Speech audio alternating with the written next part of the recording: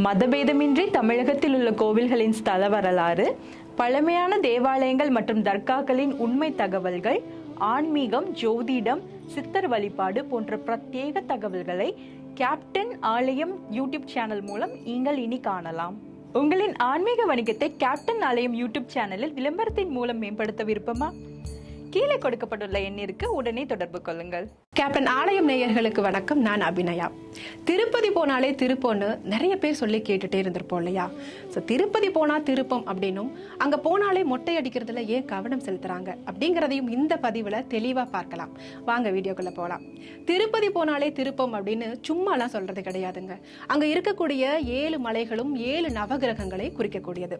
இதனால அந்த மலைகள்ல ஏறி இறங்குற பொழுது அந்த நவகிரகங்களுடைய முழு பிரதிபலிப்பும் முழு பலனும் நம்மளுடைய உடல் வாங்கிக்குது. இதனால அங்க போய் வந்ததுக்கு அப்புறம் நம்ம எடுக்கக்கூடிய முடிவுகள் ரொம்ப சரியாகவும் வெற்றியை தேடி தருவதுமா இருக்கு.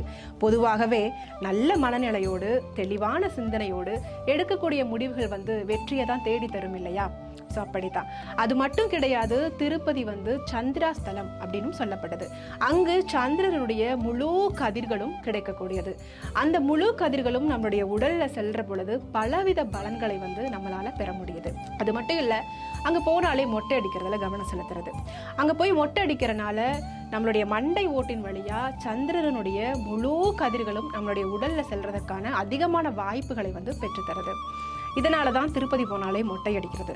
அங்க போனா பெண்கள் மொட்டை அடிக்கலாமா அப்படிங்கிற கேள்விகள் இருக்குது. சந்திரனுடைய முழு கதிர்களையும் வாங்கி அதனுடைய பலனை பெறணும் அப்படின்னு நினைக்கிற சிறுவர்கள், பெரியவர்கள், பெண்கள் இப்படி யாரா இருந்தாலுமே மொட்டை அடிக்கலாம். இதனாலதான் திருப்பதி போனாலே திருப்பம் அப்படின்னும், திருப்பதி போனாலே மொட்டை அடிக்கிறதுல கவனமும் மக்கள் செலுத்தி வராங்க. இந்த பதிவு உங்களுக்கு உபயோகமா இருக்கும்னு நம்புறேன். நன்றி, வணக்கம்.